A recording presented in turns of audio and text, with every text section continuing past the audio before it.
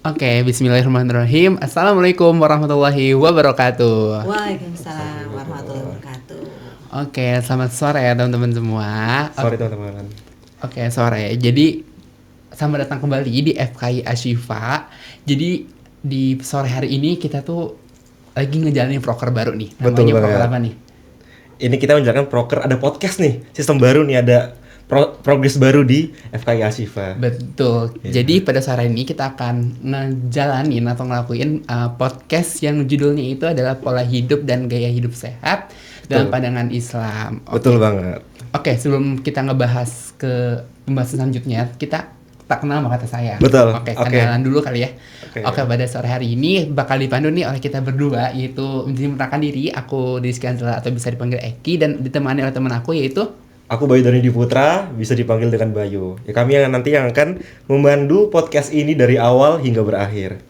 Oke, tentunya kita nggak berdua doang kan. Betul ya. banget. Ada pemateri yang sangat Iya. hebat sekali. Kita kedatangan seorang bintang tamu, gestar yang tentunya spesial banget nih Bang. Iya, betul. Ya, beliau merupakan Wakil Dekan 3 Bidang Kemahasiswaan dan Kerjasama. Ya, beliau adalah Dr. Erna Harfiani, Magister Sains. Selamat sore Dokter. Selamat sore, assalamualaikum warahmatullahi wabarakatuh.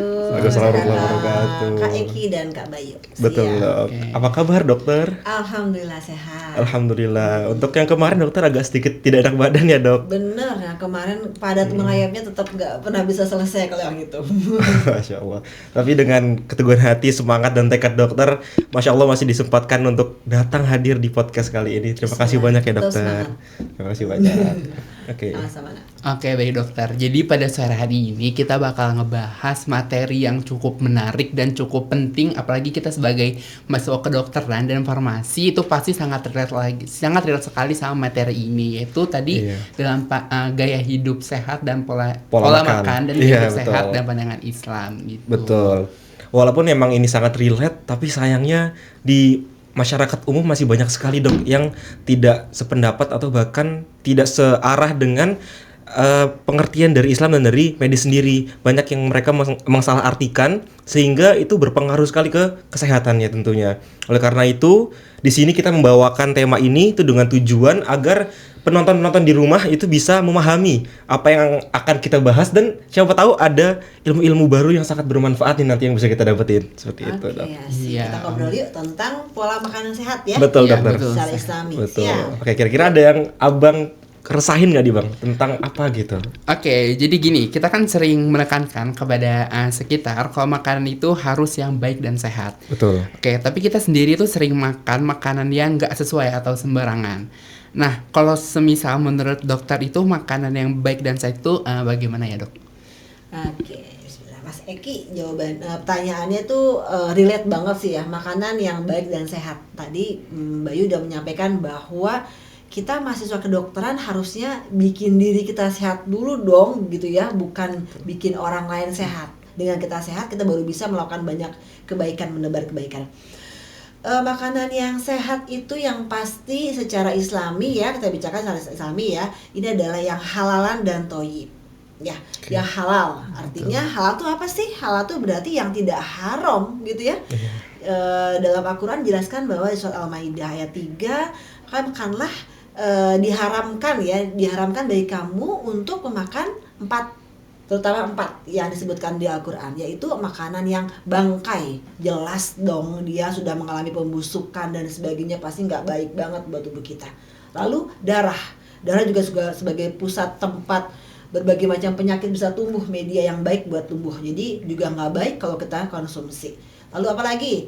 Lalu daging babi. Nah, ini sudah banyak dibuktiin nih bahwa di dalam daging babi itu banyak banget penyakit atau parasit yang terkandung di dalamnya. Misalnya Taenia gitu ya.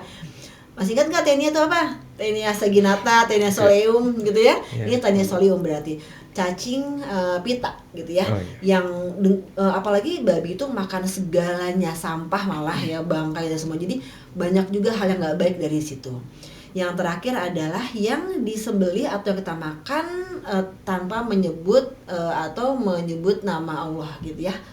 Dengan kita harus menyembelihnya dengan menyebut nama Allah. Jadi secara fisik ada 3 yang disebutkan dengan halal alias tidak haram, tadi ada 4. Dan yang satu lagi yang secara tauhid adalah yang di makanan yang memang dipersembahkan oleh berhala gitu ya. Nah, jadi ada 4+1 itu yang kita sebut dengan halal. Lalu yang toyib itu artinya yang baik buat tubuh kita. Jadi misalnya makanan itu pertama adalah makanan yang memang kita mendapatkan dengan cara yang baik. Artinya kita tidak mendapatkan dari mencuri, kita tidak mendapatkan dari barang-barang korupsi atau uangnya juga halal untuk mendapatkannya. Kenapa? Karena segala sesuatu yang didapatkan yang kita makan itu akan menjadi darah, daging, dan kepribadian psikis, mental yang akan timbul, yang akan terbentuk dari tubuh kita berasal dari makanan yang halal seperti itu ya.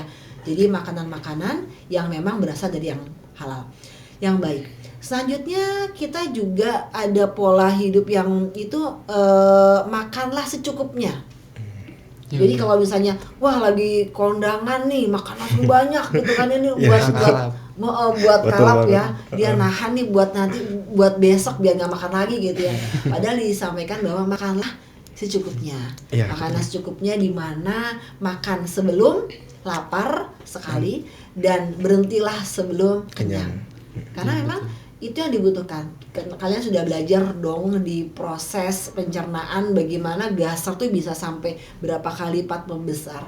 Tapi dia juga butuh homeostasis untuk bisa mencerna dengan cara yang baik. Jadi dalam Islam kita menyebutnya dengan yang halalan dan yang thayyib. Ya, mungkin seperti itu. Wah, baik, luar biasa ya, Masya Allah banget.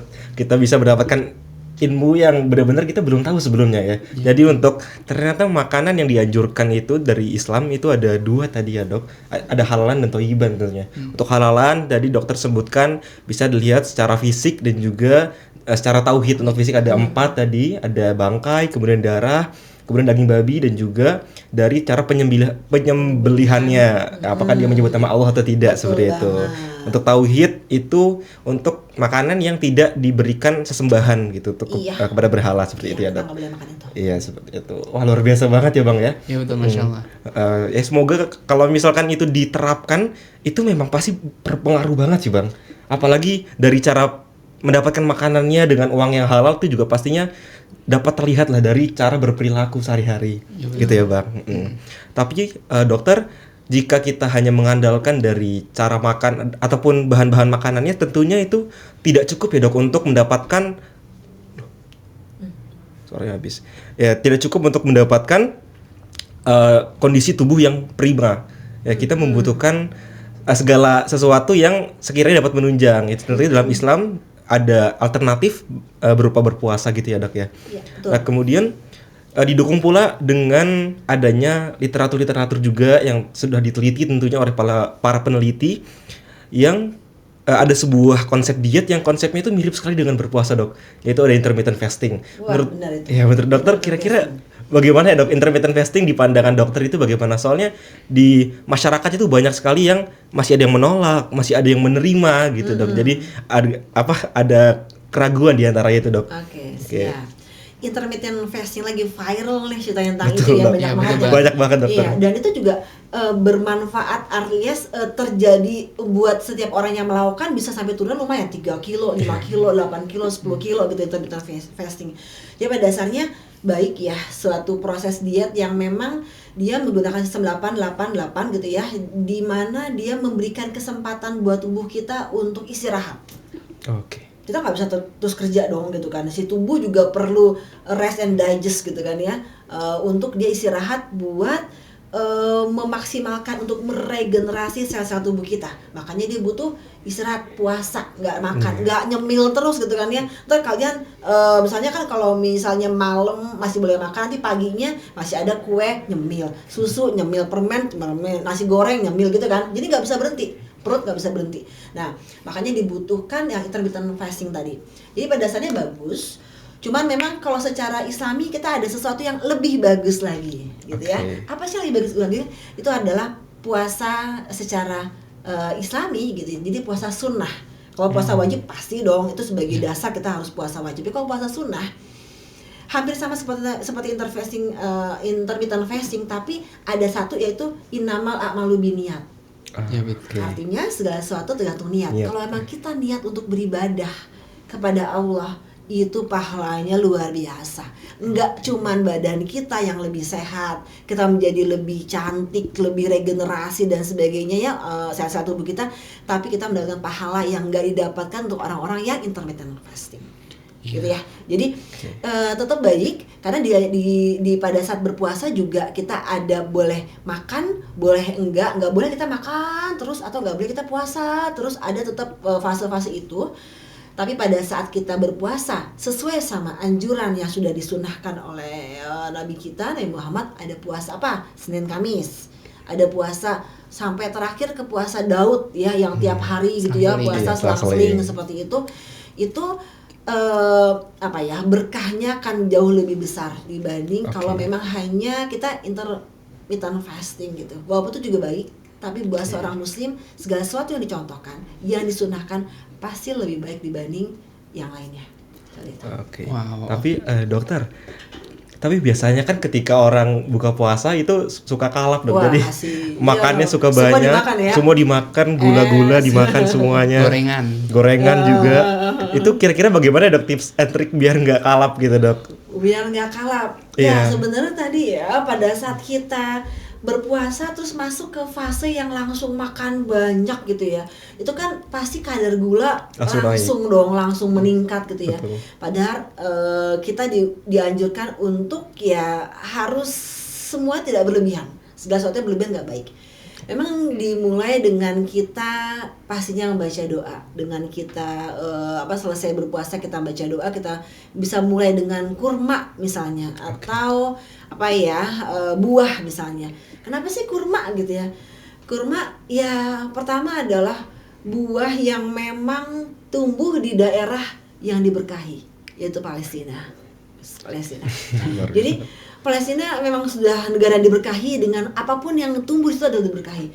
Kurma itu ternyata dia mengandung kadar glikemiknya itu tuh yang rendah gitu. Dia gula, tapi dia kadar glikemiknya rendah, sekitar 50 mg kalorinya, sehingga pada saat kita makan itu tidak terjadi letupan kadar glikemik yang terlalu tinggi. Jadi dia relatif aman gitu ya. Jadi untuk orang-orang yang diabetes itu bagus, untuk orang yang buka puasa juga bagus. Bahkan ada beberapa hadis misalnya menyampaikan bahwa barang siapa kita cukup dengan mengkonsumsi kurma buat sahur gitu ya. Pas lagi berbuka juga bukalah dengan kurma. Ada juga yang mengatakan kalau kita mendapatkan sihir juga kita menggunakan kurma 7 buah butir ajwa gitu ya, kurma Rasulullah, itu juga bisa menangkal itu. Jadi banyak banget keberkahan yang didapat. Jadi dengan buah-buahan atau kurma tadi nyebabin enggak terjadi peningkatan yang luar biasa dari gula darah. Pastinya sebagian anak kedokteran tahu dong, kalau dia kaget gula darahnya tinggi, langsung dia bingung nih si insulinnya. Betul. Gitu, hormon-hormonnya bingung. Waduh, ada apa nih gitu kan. Jadi kita mulai dengan biasa-biasa, tidak berlebihan segala sesuatunya. Betul banget, luar biasa. Oke, jadi sangat interesting sekali ya. Walaupun intermittent fasting itu bagus sekali buat tubuh, ada beberapa penelitian yang emang membuktikan bahwa intermittent fasting ini bagus, tapi ternyata ada yang lebih bagus lagi dalam Islam. Gak cuman buat tubuh doang, tapi kita punya dapat pahala juga kalau puasa itu. Karena kita memang ngelakuin segala sesuatunya untuk mencari ridha Allah ya, Ya, untuk pahala. Betul banget. Terus kandungan kurma coba apa aja isinya tuh? Ya pastinya ada glukosa pastinya, karena manis. Glukosa, udah gitu ada zat besi, karbohidrat, vitamin B kompleks, terus ada kalium, ada magnesium. Jadi memang bagus banget. Banyak banget khasiat yang bisa kita dapatkan dari buah-buah yang diberkahi yang ada di Al-Qur'an. Ya, Masya Allah. Oke, jadi nggak makan es terus langsung ya? Enggak, gorengan dong. ya? Jangan dong. Bisa radang nanti. Gorengan. Aduh, Jangan. bahaya. Ya semoga teman-teman yang nonton juga habis lihat ini jangan diulangi lagi lah ya. Kebiasaan makan gorengan dan makan yang manis-manis untuk berbuka puasa. Ya karena memang ditakutkan bisa terjadi tadi yang disebutkan oleh Dr. Erna, bisa spiking glukos, jadi glukosanya bisa meninggi. Loncat. Jadi bahaya banget buat tubuh, insulinnya juga jadi kaget gitu. Oke, lanjut ya dok. Kemudian tapi gimana ya dok untuk menjaga pola makan dan gaya hidup sehat? Itu kan masyarakat itu pengen banget ya buat berat badan ideal, dan tentunya dalam Islam itu kan ada panduan gitu kan kepada Nabi Muhammad gitu.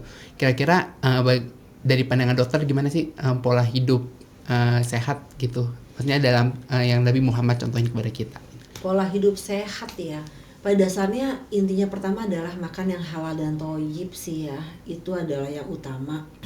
Yang kedua tadi makan tidak berlebih-lebihan, di mana makan secukupnya, berhenti ya, maksudnya kita makan sebelum lapar dan berhenti sebelum kenyang. Itu udah bisa nutupin semuanya dari pola hidup kita yang nggak baik. Jadi hal-hal itu baik. Tinggal kita tambahin nih pola yang lain nih. Misalnya tips-tips yang ringan-ringan deh. Biasanya itu kalau makan dimulai dengan langsung makan gitu ya, dengan dessert itu di belakang, buah-buahan di belakang, ya nggak? Iya, betul, kan? biasanya seperti itu. Oh ya, ada manner makan kalau di hotel atau di mana. Padahal sebenarnya Rasulullah menceritakan atau mengajarkannya dessert atau buah-buahan itu dari depan. Iya, jadi buah-buahan di depan tuh untuk apa sih? Untuk menyiapkan enzim-enzim. Jadi pada saat dimakan buah-buahan dulu, enzim-enzim itu dipersiapkan di lambung gitu ya, untuk supaya pada saat nanti kita makan lebih mudah untuk mencerna. Pertama itu. Yang kedua, proses pembusukan. Makanan sama buah-buahan lebih cepat pembusukan di buah-buahan. Jadi kalau misalnya makanan yang terakhir membusuk padahal makanannya belum terlalu tercerna, itu kurang baik juga. Jadi makannya di depan gitu ya. Jadi dia prosesnya menjadi membuka jalan biar lebih cepat proses pencernaannya lagi. Itu pertama. Jadi kita mengubah dengan memulai dengan memakan buah-buahan. Yang kedua, suka nggak kalau kalian tuh misalnya meniup makanan? Suka sih, Biasanya Dok. seperti itu kalau panas, nih, gitu iya kan ya. betul Makan yang banget. berkuah. Aduh bakso nih gitu kan, aduh panas banget gitu kan ya. Iya, betul. Ya jadi rumah itu nggak boleh gitu ya, nggak dianjurkan. Janganlah kalian meniup makanan dari bejana. Kenapa? Karena banyak banget tuh masalahnya. Pertama misalnya kalau kita meniup bisa jadi kita ada yang ada bakteri lah yang keluar dari yang di mulut kita gitu ya. Pertama, yang kedua pada saat itu hal yang panas, H2O bercampur dengan karbon dioksida itu menimbulkan suatu reaksi yang tidak baik yang menyebabkan toksik buat kita gitu ya. Dan yang paling kita pegang adalah sebenarnya hadis gitu ya. Janganlah meniup makanan gitu ya. Tapi kan itu suka latah banget gitu ya, kayaknya kalau panas gitu kan, bukan begini ya, gitu kan ya. Biar cepat. Jadi itu cobalah segala sesuatu yang sudah dicontohkan, apakah di Al-Quran disampaikan di firman Allah atau di sunnah dari Nabi Muhammad perilakunya, coba kita contoh. Pasti akan ada banyak banget hikmah yang tersembunyi yang kita belum tahu gitu ya. Tapi sudah kita tahu, teliti, oh iya ternyata benar seperti itu. Jadi minimal kita sebagai seorang muslim, kita coba ngikutin aja apa yang diperintahkan, apa yang halal kita makan, apa yang disunahkan kita ikuti. Nanti kita sambil jalan, oh iya ternyata banyak kebaikan loh di balik itu gitu. Wah, Masya Allah. Oke. Kemudian untuk tadi dokter sempat menyebutkan mengenai buah-buahan ya dok ya, untuk dijadikan makanan sebelum makan yang berat-berat. Namun yang seperti kita ketahui bahwa buah-buahan itu kan biasanya memang dia glukosanya berbeda ya dok, dia gulanya berbeda, dia mengandungnya fruktosa ya dok. Kira-kira untuk konsumsi fruktosa yang berlebih itu apakah bahaya atau tidak ya dok? Seperti glukosa, kalau glukosa kan terlalu banyak berbahaya dok, kalau terlalu banyak. Kalau fruktosa bagaimana ya dok menurut pandangan dokter? Kalau menurut saya tetap tidak baik juga ya, karena kembali ke term pertama bahwa segala sesuatu yang berlebihan tidak baik. Karena segala sesuatu yang kita makan, apakah itu makanan, apakah itu obat, apakah itu apapun itu, pasti akan mempunyai efek tubuh kita. Pasti akan ada sesuatu yang harus kita buang gitu kan. Kalau udah berlebihan di awalnya pasti nggak baik. Toh juga fruktosa juga nanti akan dicerna di tubuh kita juga, kalau jumlahnya banyak juga tidak baik. Jadi intinya segala sesuatunya kita harus bisa membatasi, ini cukup gitu ya. Ini cukup berarti sudah harus berhenti. Oke, Masya Allah, luar biasa sekali. Kira-kira dari abang sendiri bagaimana bang? Ada yang perlu abang tambahkan tidak bang? Atau ada yang abang tanyakan? Cukup sih. Kalau tentang susu gimana nih? Rasulullah paling suka susu. Oh iya, susu, bener banget. Suka nggak susu? Paling suka yang putih sih dok, yang plain gitu Plain sukanya. ya. Iya, sama sih yang hambar gitu ya? Iya. Iya. Biasa gitu. Karena Rasulullah tuh suka banget sama susu. Jadi susu itu minuman, termasuk minuman terbaik ya. Yang itu banyak banget kandungan gitu di situ. Dan juga tapi hati-hati, susu itu bisa menetralkan. Jadi kalau kita minum obat, antibiotik dan sebagainya, jangan bareng susu, bakalan bisa menetralkan. Jadi dan juga Rasulullah itu kan di sana kan senangnya kambing gitu ya. Kenapa nggak sakit Rasulullah gitu, kebanyakan makan kambing gitu kan ya. Karena memang di situ juga banyak kayak bau herbalnya, apa misalnya bawangnya gitu kan, apalagi berbagai macam spices lah yang menyebabkan jadi bisa dinetralkan kolesterolnya. Tapi yang pasti tetap jangan makan berlebihan, dan juga ada adab-adabnya yang memang sudah disampaikan Rasulullah, kita ikutin. Oke, menarik ya. Baik. Tadi kan dokter sempat ngomong tentang susu itu. Apakah kalau susu yang biasa itu kayak kemarin tuh sempat viral gitu ya, dokter, kayak ada orang yang makan atau ngeganti susu, kan susu yang itu suka mahal ya dok, yang dari sapi itu. Kalau menurut dokter, kalau pandangan dokter tentang susu kental manis itu kayak gimana dokter? Apakah sama aja atau beda ini dokter? Oke, susu kental manis ya. Susu kental manis sebenarnya bergula kan itu Betul. kan ya. Akhirnya di apa namanya, di rilis sama mereka bahwa itu memang bukan susu tapi gula. Jadi mungkin ada sedikit masyarakat juga harus lebih pintar ya. Kalau memang iklan tuh mengatakan susu kental manis, padahal sebenarnya adalah gula yang dibikin dengan rasa susu. Jadi harus hati-hati menggunakan itu, bukan susu yang kita harapkan mengandung banyak sekali kalsium dan sebagainya yang baik-baik, zat besi, tapi itu adalah gula yang dibentuk dan dirasa seperti susu gitu. Iya, karena memang dari kandungannya sendiri itu lebih banyak, itu gulanya sekitar susunya itu hanya sekitar 10% ya dok ya. Iya, Hanya sebagian kecil saja, Dikit sisanya sekali gula ya. semua. Gula. Iya, itu kalau misalkan diberikan untuk anak-anak itu bahaya banget ya dok. Iya benar. Hmm. Benar. Tuh, kemudian dokter, untuk yang berhubungan tentang puasa tadi, kan sebaiknya kita juga harus ditambah dengan olahraga ya dok. Iya. Ya, kalau untuk berpuasa biasanya orang sedikit banget nih dok yang berolahraga, karena mereka takut bakal nggak kuat puasanya, bakal batal di tengah-tengah. Iya. Kira-kira untuk tips sahur yang baik dan benar untuk oke. orang-orang Tips bisa sahur. lebih kuat gitu dok. Bagaimana Ini ya dok? gimana kalau tips sahurnya? Kalau tips sahur, aku sih suka ngehindarin kayak minum teh atau kopi itu sih. Karena Oke. Suka kayak suka aus, maksudnya keburu beser gitu. mohon maaf Iya, iya katanya. betul karena Betul. diuretik, Diuretik. sifatnya dari tein sama siapa namanya, terutama kopi, dia kafein itu nyebabin buat diuretik, jadi dia ngeluarin cairan banyak. Jadi memang baiknya yang Rasulullah ajarkan adalah sahurnya diakhirkan. Oh iya, Ya kan? betul. Diakhirkan di mana kita masih menjadi lebih banyak staminanya. Pas lagi menjelang itu kita melakukan sahur di situ. Dan olahraga. Jadi jangan berpikir bahwa pada saat kita puasa tuh kayaknya lemes gitu kan, ya nggak bisa ngapa-ngapain gitu kan ya. Oke lah, pas di awal-awal boleh, tapi kesini-sininya ternyata nyebabin tambah sehat gitu. Tubuh diberi waktu untuk meregenerasi sel-sel yang udah rusak. Jadi nyebabin kita tambah sehat. Dan tahukah adik-adik bahwa pada saat berpuasalah maka terjadi banyak perang-perang besar di sejarah Islam. Perang apa aja? Perang Badar. Perang apa lagi? Perang Uhud, perang Khandaq. Banyak banget perang-perang. Berarti kan mereka dalam keadaan puasa dong. Mereka harus memanggul yang namanya senjata seperti apa. Nggak ada namanya kita bawa tank gitu kan. Harus jalan sejauh apa itu, berapa ratus kilo, pakai baju besi, harus berkelahi, seperti itu. Jadi pada saat itulah puasa memberikan suatu tidak hanya kesehatan fisik ya, tapi kekuatan mental dan juga psikis dan juga spiritual yang nyebabin umat Islam menjadi sangat berjaya dan bisa atas ridho Allah memenangkan berbagai macam perang. Jadi jangan berpikir jadi lemes nih gitu, enggak, malah pada saat puasa lah kita bisa menjadi semakin kuat gitu. Oke, mungkin ini juga ya dok, mungkin karena kebanyakan orang berpikir bahwa kalau mereka makan nasi yang banyak itu justru bisa membuat mereka lebih kuat gitu. Padahal apa ya, nasinya mereka banyakin tapi justru lauknya lebih sedikit. Ya. Alhasil sedangkan nasi sendiri itu dia bikin semangatnya tuh hanya awal-awal ya dok ya, ketika terjadi kenaikan gula, ketika sudah diturunkan biasanya dia akan lemas sampai seterusnya. Sedangkan kalau untuk protein kan dia biasanya akan bertahan lebih panjang dengan kondisi yang lebih stabil lah dok.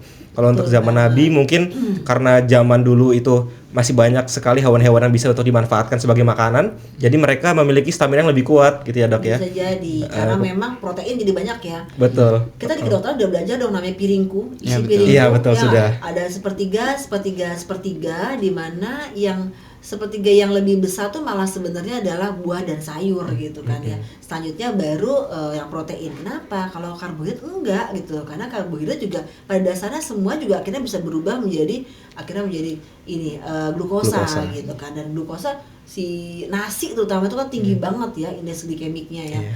Apalagi yang sudah lama di mana di magic jar atau dipanasin lagi itu lebih tinggi lagi indeks glikemiknya.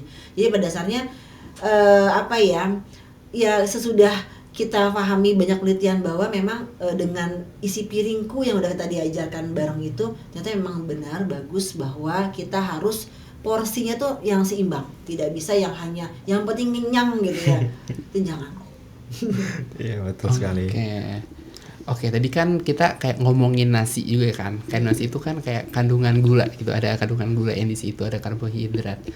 Nah, kan salah satu penyakit terbanyak di Indonesia adalah diabetes ya dok, diabetes mellitus. Nah, boleh nggak sih dok untuk orang yang DM itu boleh konsumsi kurma? Oke, ya boleh banget. Kenapa? Karena tadi kita sudah bahas kadar indeks glikemik dari kurma itu rendah gitu kan. Jadi dia tetap mendapatkan asupan dengan serat yang tinggi. Kurma mempunyai serat yang tinggi dengan kadar indeks glikemiknya yang rendah, jadi bagus banget gitu ya. Dan Rasulullah juga mencontohkan di pagi hari meminum madu, boleh dicampur air dengan air hangat gitu atau langsung minum. Itu contohkan oleh Rasulullah bahwa Rasulullah juga mengkonsumsi kurma, mengkonsumsi madu. Oke, jadi kurma sama madu tuh baik ya dok, Baik buat buat orang diabetes Ya, gitu. betul. Oke. Tapi kembali ke term pertama ya, tidak boleh boleh berlebihan. berlebihan. Karena Betul. segala sesuatu yang berlebihan di dunia ini pasti tidak baik ya. Ya betul sekali. Oke baik. Oke, ini sudah nggak berasa ya bang? Udah Iya. berapa lama nih kita di sini nih? Iya, udah nggak cukup tahu lama nih, ya. udah cukup lama nggak kerasa. Ini menarik banget sebenarnya. Ini kita masih banyak banget yang bisa kita tanyain sebenarnya bang ya. Masih banyak yang pengen kita ketahui.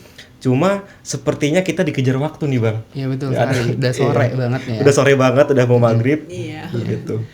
Jadi mungkin sebelum kita tutup ada closing statement mungkin dari dokter atau ada yang pengen dokter sampaikan kepada para penonton di rumah sana, khususnya untuk orang yang beragama Islam ataupun yang secara umum juga, kira-kira silakan dokter. Oke, baik. Terima kasih Bayu dan Eki. Jadi pada dasarnya kita sudah dibentuk, diciptakan oleh Allah itu dengan sempurna, di mana diciptakan dengan berbagai macam atributnya. Dan disampaikan dalam Al-Quran bahwa ada hal-hal makanan dan pola hidup yang harus kita ikutin gitu ya, yang halal dan thayyib. Selanjutnya Rasulullah juga mencontohkan kepada kita bagaimana pola makan yang baik ya, yang kita sudah diskusi bareng. Dan juga diakhirkan dengan Allah menyampaikan bahwa sami'na wa ata'na. Pada saat kita belum tahu apa manfaat dari yang sudah dicontohkan, kita ikuti dulu aja. Akan terlalu banyak hikmah yang nanti kita bisa dapat. Ya, pada dasarnya pola hidup Rasulullah adalah pola hidup yang terbaik. Dan Rasulullah sudah mencontohkan bagaimana berbagai macam hal-hal yang memang membuat kita semakin sehat dengan pola hidup yang dicontohkan oleh Rasulullah. Semoga kita ke depannya bisa semakin mengikuti pola hidup itu dan semakin sehat. Amin. Amin, Ya rabbal alamin. Wah, closing statement yang sangat, masya Allah, bagus sekali ya. Indah sekali ya. Mengingatkan Iya. kita juga untuk tetap makan makanan yang sehat dan membuat pola hidup yang sehat. Siap. Seperti itu. Kira-kira apa nih bang yang abang bisa dapatkan dari podcast kali ini yang kira-kira wah ini yang aku baru tahu nih kayak gitu. Banyak sih, aku pikir yang tadi itu yang gue tanyain tentang kurma sama madu. Aku kira kan kayak kebetulan ibuku kan juga DM kan. Aku kira bahaya gitu kan. Jadi ternyata baik juga buat tubuh gitu. Dan ternyata intermittent fasting juga lebih bagus gitu Dianjurkan daripada ya. puasa gitu. Gitu sih. Iya betul banget. Mungkin dengan berakhirnya closing statement dari Dokter Erna, maka berakhir pula podcast kita pada kali ini. Untuk diharapkan pada teman-teman sekalian di rumah bisa diambil sisi baiknya dari apa yang sudah dijelaskan oleh Dr. Erna dan dapat kita terapkan bersama-sama di kehidupan kita selanjutnya. Mungkin segitu aja ya. Oke, terima kasih Dr. Erna sudah bergabung di Salam podcast sehat kali selalu, ini.